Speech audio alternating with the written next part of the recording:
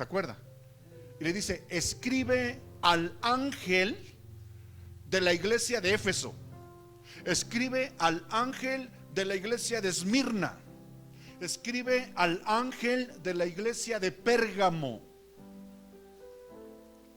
Y hay esta postura teológica que no es porque no es que Juan le estuviera escribiendo a un ángel como tal. ¿Sabe qué significa la palabra ángel? La palabra ángel significa mensajero. ¿Qué significa la palabra ángel? Mensajero. Entonces, hay una postura, y yo estoy de acuerdo con eso. Los teólogos afirman, porque Juan no le iba a escribir a un ángel, ¿me explico? Sino que le dice: escribe al encargado, al mensajero, al que está al frente de la iglesia de Pérgamo. Es decir, escribe al pastor. ¿Me explico? Entonces ahí es más entendible que Juan le escribiera al líder, al que estaba al frente de esa congregación. ¿Sí? Entonces dice: escribe al ángel de la iglesia de Pérgamo, el que tiene la espada aguda de 2 filos, dice estas cosas. Sabemos que la espada de 2 filos, Hebreos capítulo 4, dice que la palabra de Dios es como espada de 2 filos. Es una espada aguda, es una espada fuerte, que penetra y discierne los pensamientos y las intenciones del corazón. Cuando usted y yo pasamos a la luz de la palabra de Dios, quedamos expuestos, quedamos evidenciados. La palabra de Dios, hermanos, es tan eficaz que durante más de 3000 años, porque la Biblia se escribió, quiero decirle, durante más de 1500 años, pero hasta el día de hoy, personas que se han metido y que han querido contradecir, contrapuntear las posturas que están en la palabra de Dios, han quedado confrontados a la luz de la palabra y terminan humillados a la palabra de Dios. ¿Cuántos dicen amén a esto? La Biblia sigue siendo vigente.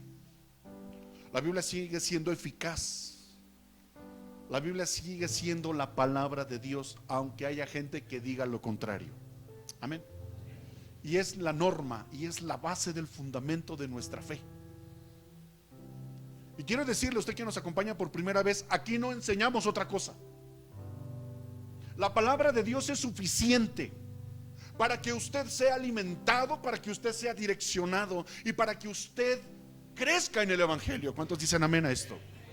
Así que usted, vayamos entendiendo, porque se va a dar cuenta que en cada uno de los mensajes que el Señor da a una de las iglesias, lo lleva a desafiar, lo lleva a confrontar y lo lleva también a arrepentirse. Es increíble, hermanos.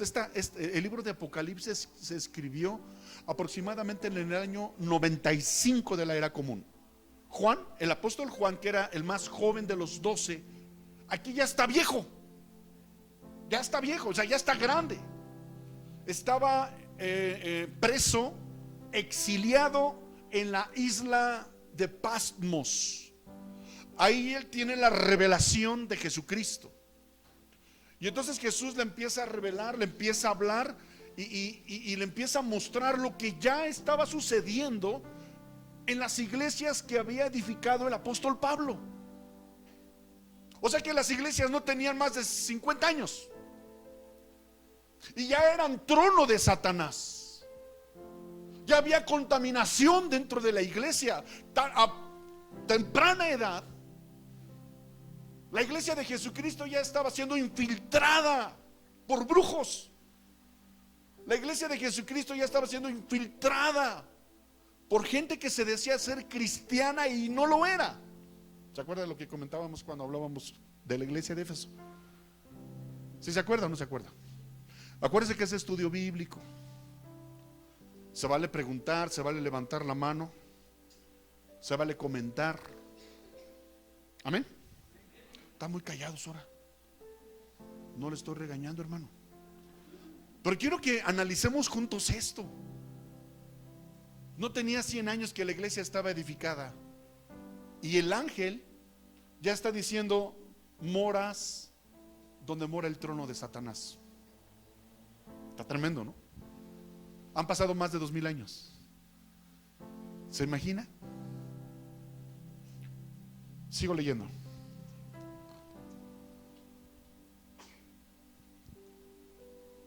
El que tiene la espada de dos filos, habíamos dicho que es símbolo de la palabra de Dios, dice estas cosas: yo sé tus obras.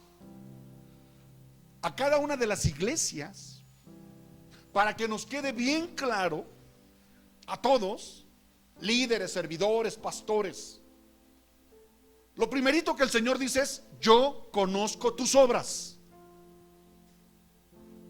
El Señor lo conoce todo, Él lo sabe todo. Yo le preguntaba: Señor, ¿por qué a cada una de las iglesias le das el primer mensaje? Es eso: yo conozco tus obras. Porque el Señor nos está recordando, iglesia, que tienes que temer y procurar que tus obras sean agradables delante de Dios. Yo conozco tus obras y te lo voy a estar diciendo. El Señor te dice y te va a decir una y yo en cada una de las iglesias: yo conozco tus obras. Porque el Señor es omnisciente, el Señor es omnipresente y el Señor es omnipotente. Pero sabes, aquí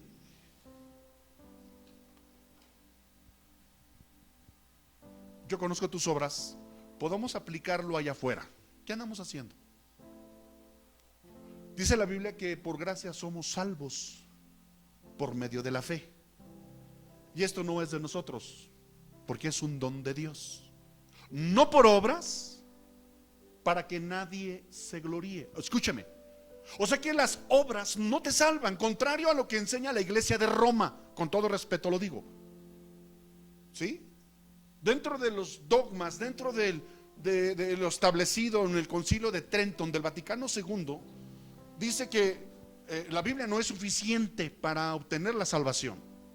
Se tienen que hacer obras de caridad, se tienen que hacer peregrinaciones, se tiene que hacer varias cosas para tratar de obtener, y ni siquiera la obtienen. Es tratar de obtener la salvación. ¿Se da cuenta del tremendo engaño? Y la Biblia nos dice que la salvación es únicamente por la fe en Jesucristo. Es confiar en Jesús. Amén. Bien, pero sí son importantes las obras. Dice Pablo que las obras es la evidencia. ¿Es la qué? Es el fruto. Las buenas obras es la consecuencia de un corazón humillado delante de Dios y donde el Espíritu Santo viene a morar en ti. Y entonces las obras, las buenas obras, son consecuencia de tu relación con Dios. ¿Me explico? Dice Santiago: si tú me muestras tu fe, pero no me muestras tus obras, ¿tu fe es qué? A ver, teólogos, ¿tu fe es qué? Muerta. Porque la fe sin obras es una fe muerta. Yo no puedo decir: hermanos, yo tengo toda la fe para mover montañas y para ir y para venir, y yo soy un hombre de mucha fe. Ay, me cae regordo este hermano. Ay, y dice que tiene necesidad. Esconde el salmón, esconde, hermano, que Dios lo bendiga. Hermano, mire, ando en necesidad, me quedé sin trabajo, fíjese. Ay, hermano, voy a estar orando por usted. Que Dios lo bendiga, esconde. Y pensamos que no pasa nada.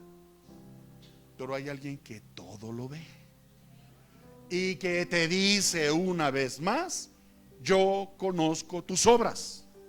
¿Cuántos dicen amén? Y no solo eso, sino que dice también: yo conozco tus obras y sé dónde moras. sé dónde habitas, sé dónde resides. Y dice, donde está el trono de Satanás. ¿Se da cuenta?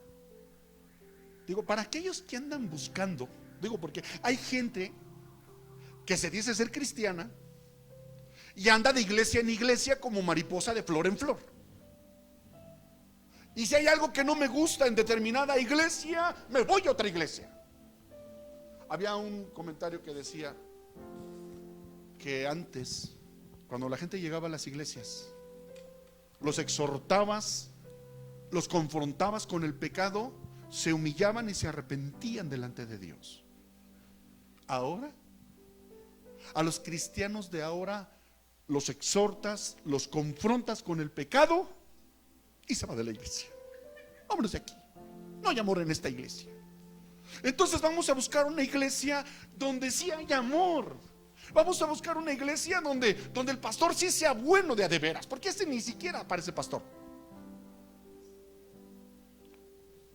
Pero aquí ya está diciendo que la iglesia ya había sido infiltrada. ¿Se acuerda que le platiqué una de las últimas veces que fuimos a Estados Unidos, en California? Un hermano nos platicó que los líderes de la iglesia se ponían a leer las cartas. ¿Se acuerda que le dije? Y que hacían actos como rituales de brujería. Y también se acuerda cuando el apóstol Juan Carlos, nuestro amado argentino, que él fue brujo y se dedicaba a la brujería antes de venir a los pies de Cristo. Y él nos platicó que sus clientes que más lo visitaban eran cristianos. Cuando yo escuché eso dije, híjole, tráigamelos a trigo, vino y aceite, aquí los aterrizamos. Porque aquí les enseñamos desde que llegas por primera vez que todo lo que tiene que ver con adivinación, con lectura de mano, con lectura de cartas, con lectura del zodiaco, con limpias, todo eso es brujería, hermanos. Y Satanás es el engañador por excelencia. Y aquí ya se metió en la iglesia. Ya estaba el trono de Satanás ahí. Y la gente no lo discernía, la gente no tenía la capacidad, los sentidos espirituales para poder decir, a ver, ¿qué está pasando aquí? Cualquiera de ustedes sabe ahora que si yo me pusiera a leer las cartas ahorita, cualquiera de ustedes me confrontaría inmediatamente, pastor, ¿qué le está pasando? ¿Sí o no? No me espante, hermano.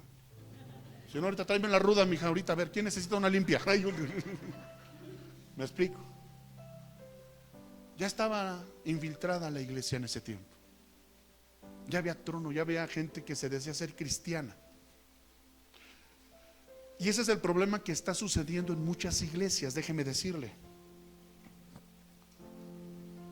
Conocí a un líder de una iglesia que tuvo que salir de esa iglesia, muy grande por cierto, muy reconocida por todo el valle de Tacuba. Este hermano me platicó, fíjense, que pues se le da apertura a toda la gente, es una iglesia muy grande y hay mucha necesidad. Y el error que cometen muchos pastores es que hay gente que lleva un mes en la iglesia. Pastor, yo sé cuidar niños, yo soy maestra de niños, me hace falta, adelante hermana, adelante. Y ya los ponen a servir. En la iglesia de donde vengo yo tocaba la guitarra, pastor. Se me enfermó mi guitarrista, adelante hermano. Sin saber cómo está su situación espiritual, sin pasar, como dice Pablo, por los filtros que debe de pasar la gente que quiera servir. Y empezaron a servir. Al poco tiempo, esa gente que no se escudriñó, no se analizó la capacidad o si realmente eran trigo y no cizaña, después ya estaban en el liderazgo de la iglesia. En el liderazgo de la iglesia. Este hermano tiene un ministerio de liberación poderoso. Y él orando, el Espíritu Santo le reveló que esa gente que se había infiltrado en la iglesia y que ya estaba en el liderazgo de la iglesia eran satánicos. Eran satánicos. Y él dice, y él trató de hablar con la esposa del pastor. No, la esposa se enojó. Y lo primerito que hicieron estos líderes, se reunieron con la pastora y le dijeron, eso de estar orando como que no checa. Además a la gente ni le gusta. Y quitaron las reuniones de oración. Fíjese, había un equipo de intercesión y estos hermanos infiltradamente empezaron a meter calumnia entre los hermanos de intercesión. Había un ministerio de liberación en esa iglesia. Este hermano era parte del ministerio de liberación y también lo empezaron a calumniar y él se tuvo que salir de la iglesia. Trató de hablar con los pastores. Pastores, mire, está pasando esto, Dios me reveló. Ay, hermano, ¿qué le pasa a usted? Usted ya se fanatizó. Tranquilos, si los hermanos son bien buena onda. O sea, nadie discernió. Y casos como estos. Y la iglesia, quiero decirle, se quitó la oración, se estructuró de manera humana la iglesia y pues la iglesia va para abajo. Ahí está todavía, pero va para abajo. Y lo último que me platicó este hermano es que oró mucho porque él amaba mucho esa iglesia, pero pues ahí están los brujos en el liderazgo de la iglesia. Otro caso, un pastor que yo conocí, tuve la oportunidad y tuve el privilegio de conocer porque era uno de los hombres de liberación a nivel nacional más fuerte de México. El nombre no te lo puedo decir porque están en las redes sociales, pero muchos lo conocen. Salía en la televisión, la gente lo buscaba. De hecho, cuando a mí me atacó un sacerdote satánico, siendo yo un bebé espiritual, fui con él para que me dijera qué tenía que hacer. Su iglesia iba levantándose en liberación, en sanidad, en milagros. Y de repente tuvo un problema con una bruja. En un programa de televisión, la bruja lo hizo. Es que también tenemos que ser bien sabios, hermano. Perdónenme que se lo diga. Están en un programa de televisión. Perdón, estoy sudando. Están en un programa de televisión y era un programa secular. Entonces dice la bruja, no, pues yo puedo hacer esto y puedo meter espíritus en la gente. Ella se autonombraba la hija de la muerte. Creo que era Zulema. Era Zulema. Tu jefa. Ay, no. Bueno, la que iba a ser tu jefa. Y entonces dentro del público le dice el locutor, el que estaba dirigiendo el programa, a ver, nómbrate a alguien para que hagas lo que quieres hacer. Y la chava voltea y dentro de los que estaban, de los espectadores, jala a un hermano de la iglesia de este pastor. A ver, usted, venga. Y el chavo pasó. O sea, iglesia, consejo pastoral, no te prestes a eso. No te prestes a eso. Por muy espiritual y por muy ungido que seas, no, si Dios no te lo muestra, no lo hagas. Porque estás hablando con una de las brujas más poderosas a nivel nacional. El chavo pasa, la bruja prepara su trabajo y está haciendo sus invocaciones y hasta, si gustas, en la página de YouTube dice pastor va sobre bruja, algo así. Y entonces la chava agarra y le echa alcohol y no sé qué tanto hace, pero se frustra la chava porque no pasó nada. Y termina el ritual y está como frustrada, enojada. Y le dice el locutor, ¿qué pasó? Es que, y voltea y señala al pastor, él me bloqueó. Usted me bloqueó. Y entonces le dicen al pastor, a ver, ¿qué fue lo que pasó? No, dice, pues yo no me puse a orar. Yo no me puse a orar. Cancelé toda obra del diablo y no pasó absolutamente nada. La chava quedó enojada, frustrada. Oye, exhibida, pues como en una cadena de televisión a nivel en Estados Unidos, creo que fue en Estados Unidos, no recuerdo, ¿fue aquí en México? pero a nivel nacional.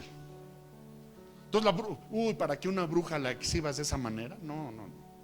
Entonces me platica un hermano que conozco, que saliendo del estudio, la bruja le dijo: te vas a arrepentir de lo que hiciste, conmigo nadie se mete.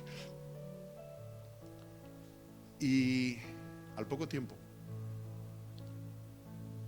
el pastor cayó en adulterio, se divorció de su esposa, y la mujer con la que se involucró era bruja. Y ahora están al frente de esa iglesia, los brujos. ¿Se da cuenta? Así que no nos debe de extrañar. Sé dónde moras, donde mora Satanás.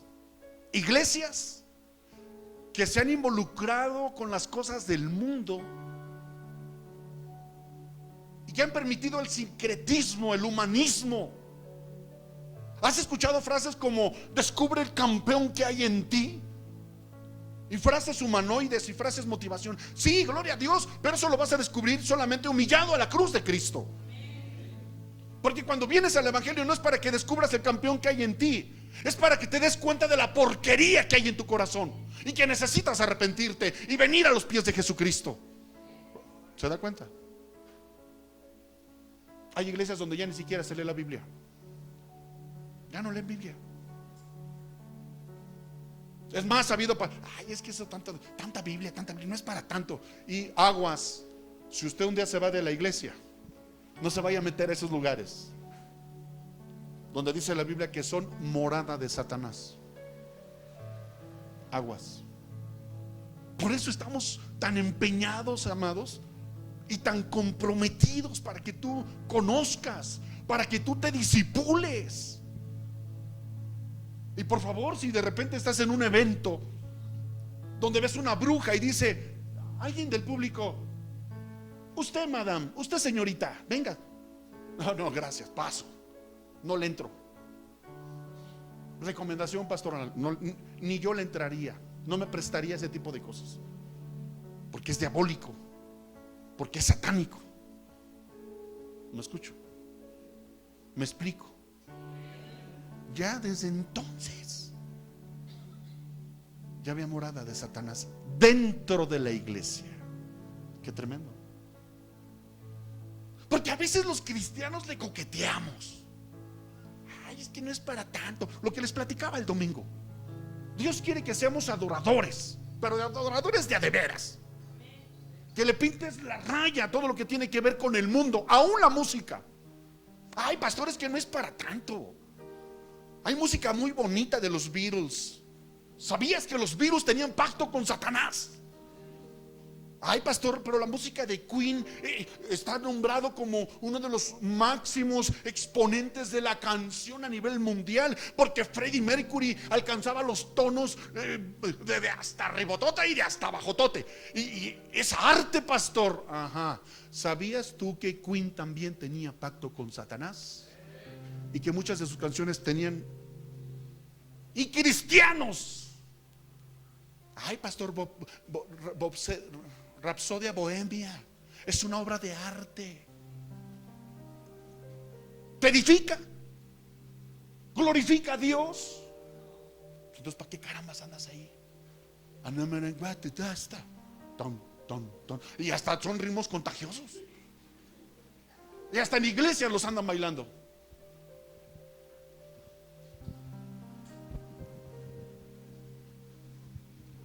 Hace algunos años, pastor, yo conocí a una persona que es cristiana todavía hasta la fecha.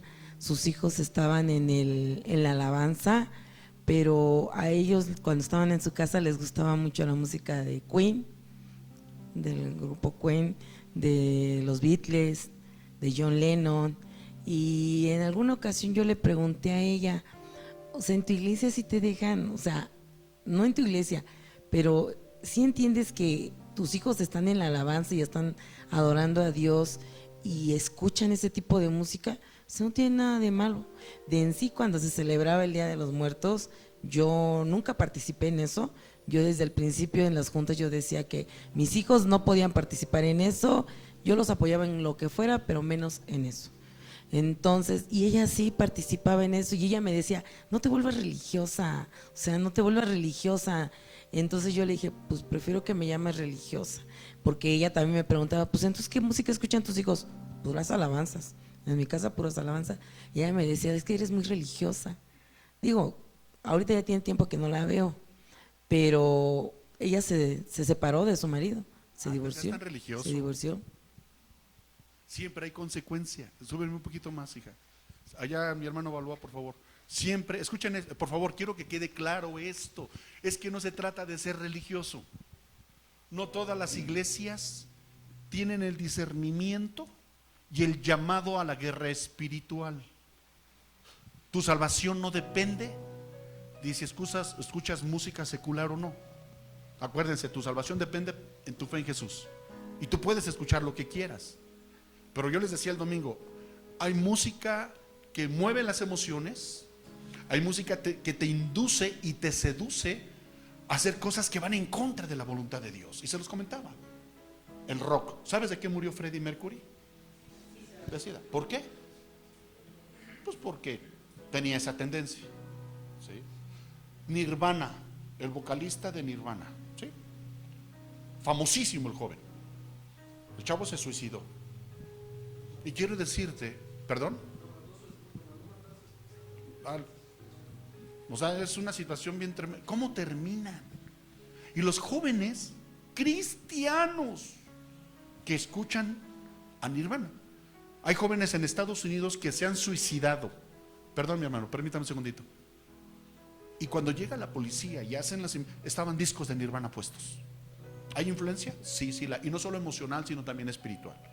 Por eso tenemos que tener cuidado, porque el mundo está cada día más fuerte. Satanás sabe que le queda poco tiempo, ¿sí? Y él está metiéndole con todo, destruyendo iglesias, destruyendo ministerios, destruyendo familias. Esa es la clave, hija. Tienen que ser sabios. Ay, no seas tan religioso. Observa cómo viven. Analiza su situación espiritual. Tal vez no pase nada grave, pero sí hay estancamiento. Tal vez no pase nada grave, pero hay dificultades en la familia. Yo se los he dicho, papás. Si tu hijo empieza de rebe, que se quiere ir de la casa, que no está de acuerdo, observa qué música estás. Pon atención con la música que está escuchando. Porque el rock casi por lo general induce a la rebeldía, induce a las drogas, induce al sexo ilícito. Mi hermano, por favor. Pastores, en cuanto a la música, es armonía. La música es melodía. La música son acordes. La música es de Dios. La música es de Dios. Amén. Sí. Quizás las letras de las canciones son las que pueden distorsionar algún mensaje. Estoy de acuerdo con usted. Pero la música, yo he escuchado mucha música cristiana reggaetonera, mucha música cristiana salsera, mucha música cristiana en diferentes géneros musicales. Entonces yo creo que tenemos que tener mucho cuidado de qué es lo que se habla, qué es lo que se dice. Efectivamente, casi todo el género artístico, musical, todo el género artístico, todas las personas que se dedican al ambiente artístico están en depresión. Toda la gente, ¿por qué? Porque empiezan a amar los aplausos, empiezan a amar muchas cosas. No es privativo a las canciones, son ellos en su, sí que han pactado, no han pactado. Robin Williams nunca pactó con nadie, se suicidó. Y era un hombre altruista, de bien, pero son esas distorsiones que tienen en su mente por tanto elogio que se les hace, ¿no? Entonces eso los empieza a distorsionar. Yo no tengo la menor duda, no sé si hayan pactado o no hayan pactado, esas cuestiones que quizás te conozcan mucho mejor, pero yo creo que sí tenemos que cuidar en cuanto a música del mundo mejor. Yo lo orientaría a canciones del mundo que sí, a mí me queda muy claro que si un hombre hace una sinfonía de Beethoven, no hace una rapsodia, hace lo que sea, tiene que tener una inspiración maravillosa, ¿no?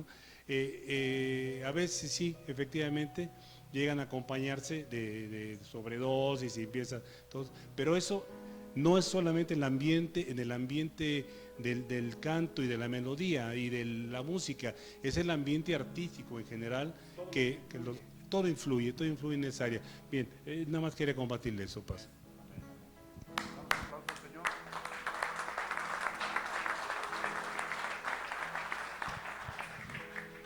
Pero sí, a la final, efectivamente, y se los dije el domingo, Satanás no crea nada. Él no es creador, es imitador.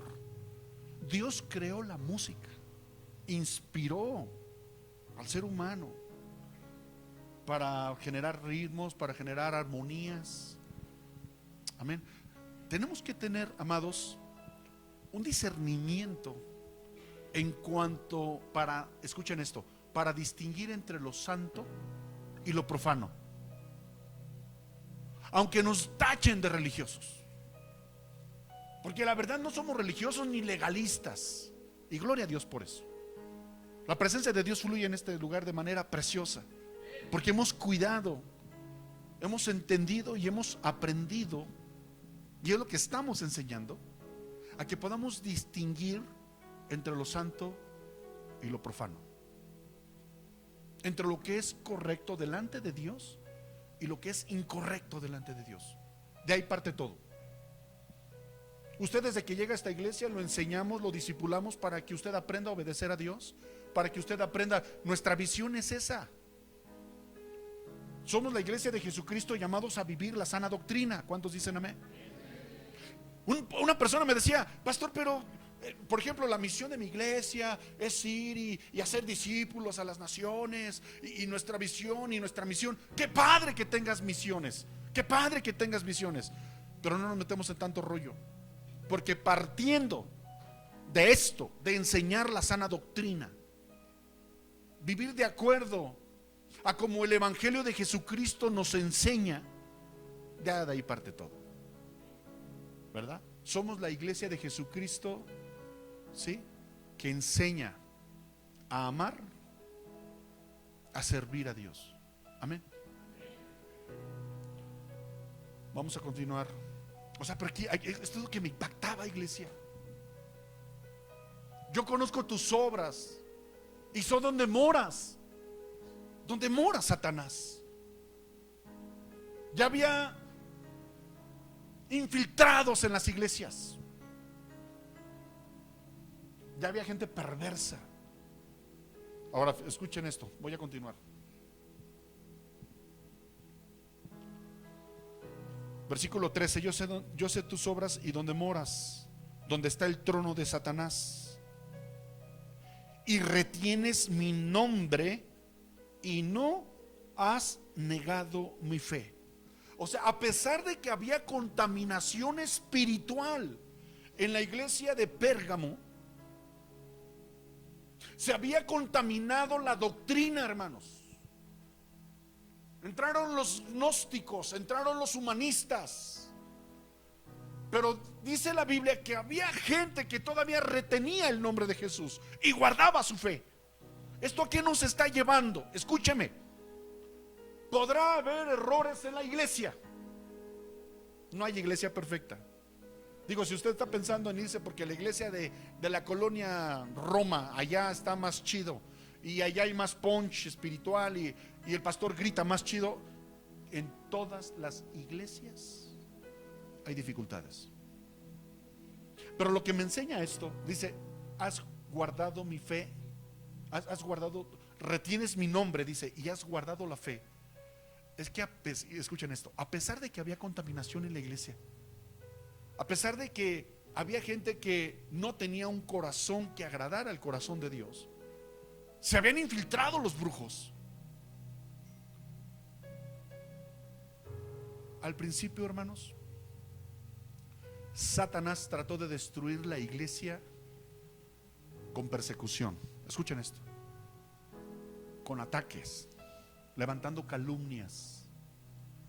Los siervos de Dios estamos expuestos a toda clase de calumnias. Digo, los verdaderos siervos de Dios.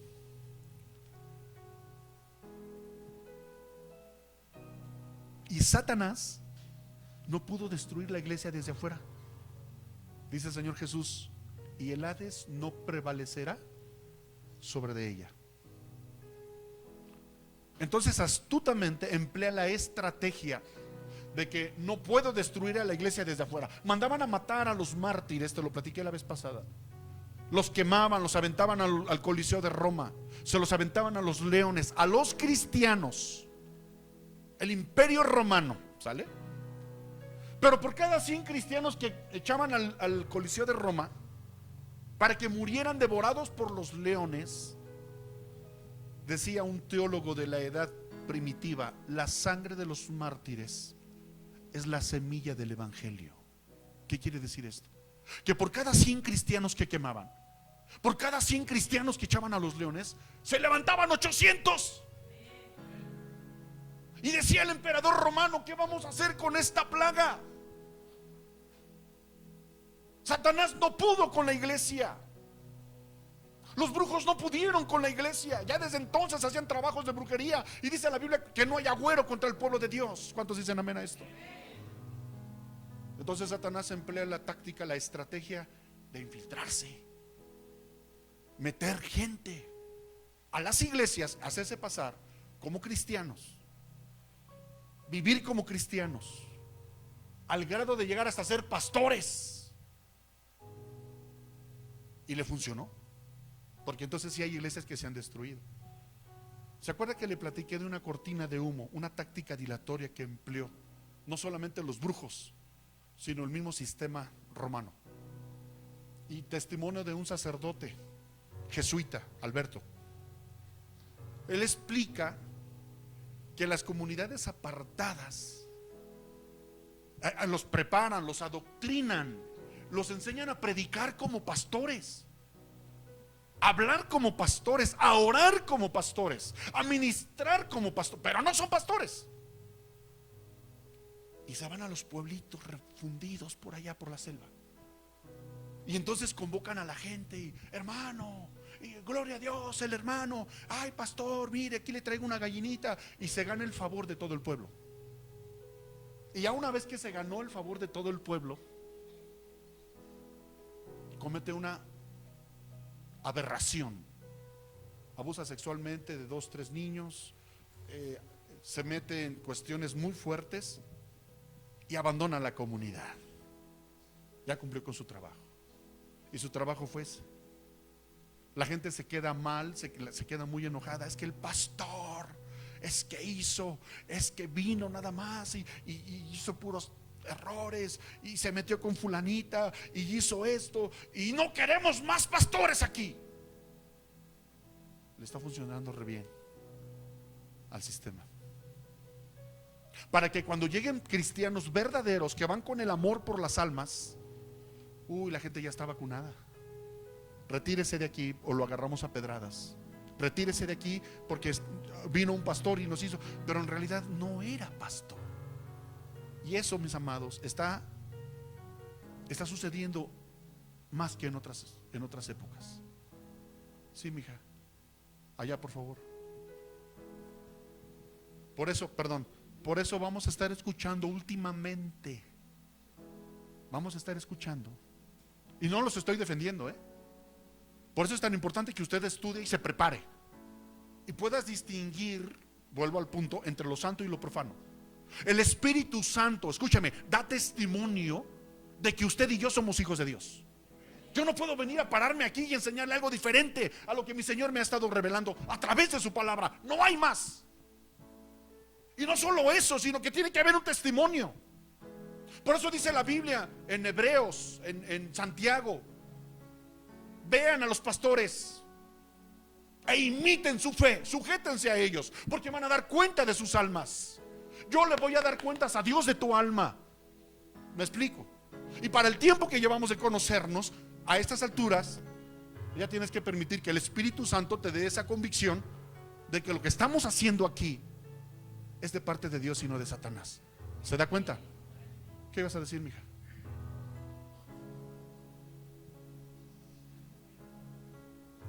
Súbele un poco, mija. Préndelo. Yo iba a los reclusorios, Paz, cuando les llegué a hablar a mujeres allá dentro en el reclusorio, me llegó a tocar en una de las últimas que ella estaba ahí encerrada por un pastor, por una pastora que la acusaron de robo. Ella dice que se congregaba ahí y que los pastores a las personas las acusaban de robo, nada más porque no querían hacer lo que ellos decían. Cuando yo pues quise compartirle del evangelio, pues me mandó bien lejos. Quedan vacunados, hija. Mortalmente vacunados contra todo lo que tiene que ver evangelio. Todo lo que tiene que ver con pastores. Apenas dicen, hola hermano, ¿cómo está? Dios le bendiga. Como si le echara sal. No me hable de eso. No quiero saber nada de eso. Porque a mí unos pastores me hicieron esto. Y híjole, que Dios tenga misericordia de esas almas. Pero imagínate lo que le espera a esos pastores cuando estén delante de la presencia de Dios. Una persona que fue al infierno, me platico que hay lugares especiales, así como en el cielo. ¿Se acuerdan que le he dicho que hay niveles y que hay lugares celestiales preparados para los hombres de Dios que llevaron miles de almas a los pies de Jesucristo y van a tener lugares especiales en el cielo? También en el infierno hay lugares especiales para aquellos que fueron piedra de tropiezo, para aquellos que engañaron, para aquellos que lucraron con la fe, para aquellos que decían que eran apóstoles y no lo eran, pues. Y qué tremenda cosa es, hija. Aquellos pastores que abusaban de niños, aquellos pastores que abusaban de la gente, de la fe y de la buena fe de la gente. Por eso quiero decirles que es bien delicado lo que estamos haciendo. Los tiempos son bien difíciles y que Dios nos ayude a entender lo que Dios quiere para este tiempo. Por eso estamos estudiando todo esto. Amén. Vamos a terminar.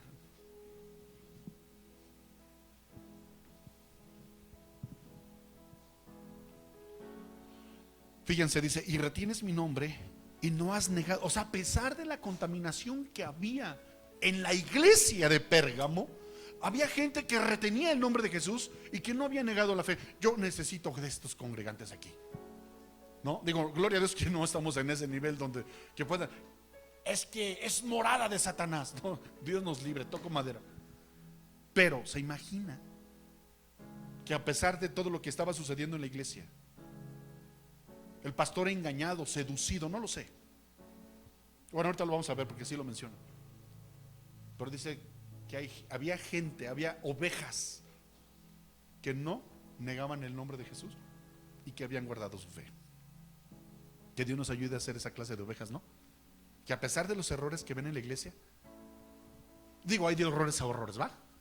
Pero a pesar de las inconsistencias que hay de los líderes y hay de pastores y hay, porque somos seres humanos, pero a pesar de, ahí permanecen. A pesar de, ahí perseveran. Amén.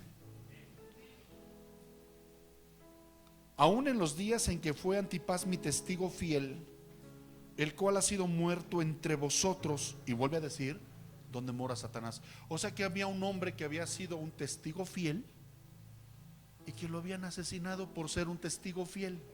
Esto me indica, María Elena, que es bien religioso ya se fanatizó, mejor hay que matarlo. Y ahí se desató la persecución dentro de la iglesia, hermanos. Dentro de la misma iglesia se desató la persecución y mataron a un testigo fiel de Dios. Y Dios aquí lo está mencionando, ¿se da cuenta? Pero tengo unas pocas cosas contra ti, porque tú tienes ahí los que tienen la doctrina de Balaam. Y vuelve a mencionar, ya lo habíamos hablado, en Éfeso, en Esmirna y en Pérgamo.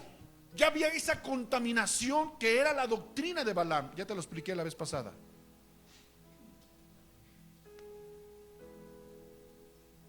el cual enseñaba a Balac a poner escándalo delante de los hijos de Israel y comer cosas sacrificadas a los ídolos y a cometer fornicación. Todo lo que tiene que ver, escúchame por favor, con la adoración a los ídolos. Todo lo que tiene que ver rendir culto a las imágenes. Todo lo que tiene que ver a dar pleitesía a lo creado antes que al creador. Hay prostitución espiritual. Hay adulterio espiritual. Pero el problema aquí es que empieza con la situación espiritual y termina en lo físico. Hay una relación entre lo espiritual y lo físico. Usted tiene que tener mucho cuidado con esto. Por eso nuestro país está como está. Yo no conozco un solo hogar donde no se le rinda culto a una divinidad de las que usted ya sabe y no haya problemas sexuales en esa casa.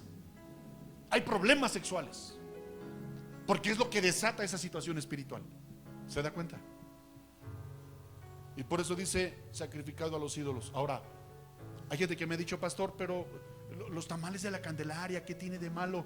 Usted tiene libre albedrío y usted puede comer tamales de la Candelaria. Pastor, y los tamalitos y la Virgen usted tiene libre albedrío. Pero para los que ya tenemos cierto nivel de convicción y de compromiso, a ver, tienes todo el año para tragar tamales, ¿sí o no? Tamales oaxaqueños, tráete unos tamalitos. ¿Y pero por qué el 2 de febrero tienes que comer tamales? Porque es alimento sacrificado, ofrecido a los ídolos, hermanos. Ahora, aquí tampoco me quiero ver tan religioso. Vuelvo al punto. Te puedes echar tus tamalitos de la Candelaria. Dice el apóstol Pablo que con tu oración el alimento es santificado. Pero dice también Pablo que si eso provoca en alguien, pues no que eres cristiano. Yo pensé que los cristianos no comían eso. Y su fe se va a trastabillar y se va a perder porque tú preferiste tomarte tu tamalito. Dice Pablo, mejor no te lo comas. ¿Sí me explico? En una ocasión le platicaba en la mañana a mis hijas que en una ocasión salí con unos pastores, no digo de dónde, y pidieron moronga. Así unos tacos, pero así. Y bien no, o sea, bien preparadita. Y me ofrece, órale pastor.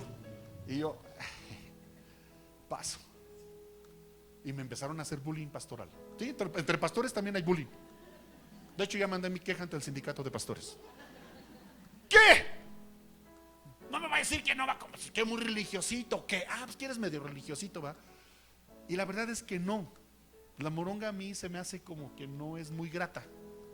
Aparte por la situación, o sea, pero también, y de una vez te lo aclaro, digo, por si me invitas a comer a tu casa y me ofreces moronga, no te voy a aceptar porque el Espíritu Santo puso en mí esa convicción. Aparte de lo químico, aparte de lo físico, aparte de lo que implica, le comentaba yo que está comprobado que la sangre del cerdo tiene virus, bacterias que no se mueren tan fácil. Y que hay cisticercos también en la sangre del cerdo. Entonces, aparte de todo eso, pues paso, ¿no? Prefiero echarme una quesadilla de huitlacoche y hasta parece, ¿ah?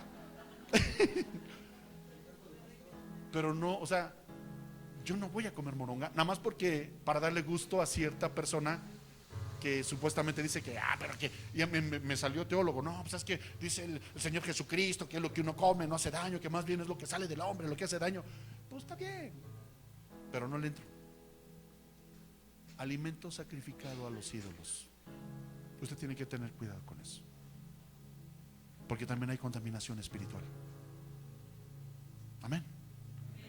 Y vuelvo al punto, equilibrio. Repita conmigo, equilibrio.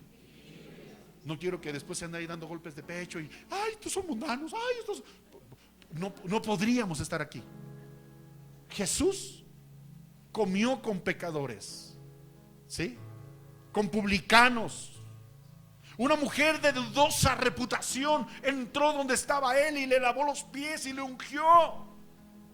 Y un hombre decía, si supiera qué clase de mujer es. ¿Se da cuenta? Qué equilibrio tan perfecto, donde usted puede caminar en medio de la inmundicia sin que usted se contamine. Qué hermoso y qué nivel de madurez como nuestro Señor Jesucristo. Es que come con publicanos y come con pecadores. Míralo nomás. ¿Cómo crees que va a ser el Hijo de Dios ese pecador? Y nunca se contaminó. El que no conoció pecado, por nosotros se hizo pecado. Le damos un fuerte aplauso al Señor.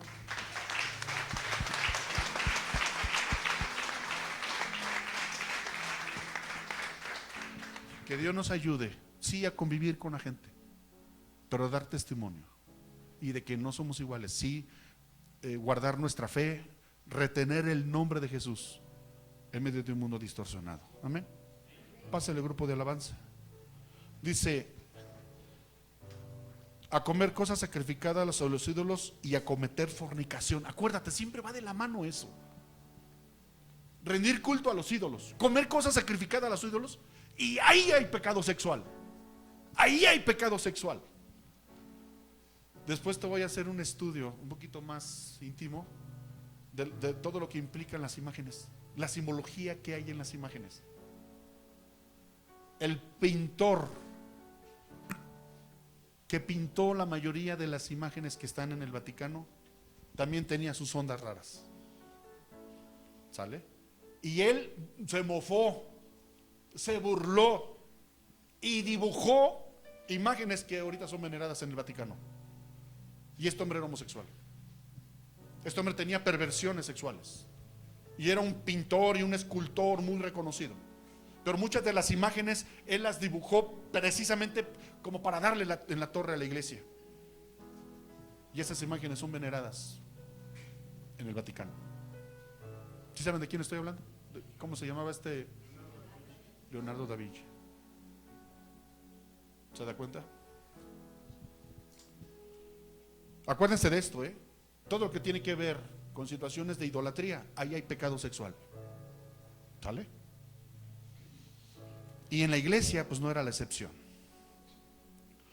Versículo 15: así también tú tienes a los que tienen la doctrina de los nicolaitas, la cual yo también aborrezco. Y vuelve a mencionar a qué nivel de contaminación estaba ya la iglesia, que también esta congregación retenía la doctrina de los nicolaitas.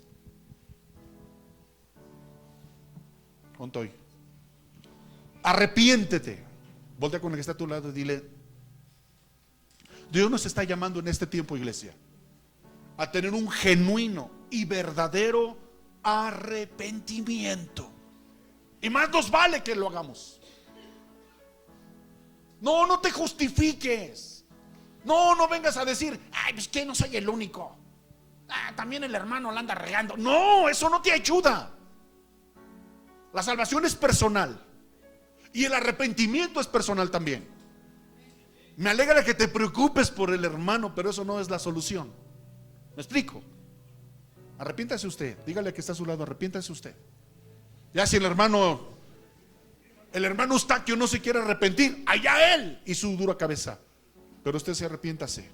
Dice: arrepiéntete, porque de otra manera vendré a ti pronto y pelearé contra ellos. Y vuelve a mencionar la espada. Repita conmigo: espada. Versículo 17: el que tiene oído, y vuelve a decir también. ¿Por qué? Porque no todos oyen, no todos están prestos, no todos están atentos. Y por eso tiene que volver a mencionar: el que tiene oídos, oiga lo que el Espíritu está hablando a las iglesias. El Espíritu Santo de Dios, hermanos, en este tiempo nos está hablando. Y más nos vale que estemos atentos, más nos vale que estemos prestos. Amén. Voy a terminar. Al que venciere, vuelve a mencionar eso, porque muchos van a ser tumbados, muchos van a ser derrotados, muchos se van a cansar. Acabo de leer un testimonio de un pastor de una de las iglesias más grandes en Estados Unidos. Aventó la toalla, se cansó. Ya no quiero ser pastor, es más, ni siquiera quiero ser cristiano. echando pestes ya del evangelio. Un pastor. Y es lo que quiere el diablo, que usted se canse, que usted se desanime, que usted deje de pelear la batalla. ¿Se da cuenta? Si a pastores les está pegando, ¿qué nos esperamos nosotros? Así que más nos vale que nos encuentre el Señor firmes en la fe. Sí, pruebas, dificultades muchas, pero entiende bien esto: nada debe de mover tu fe, nada.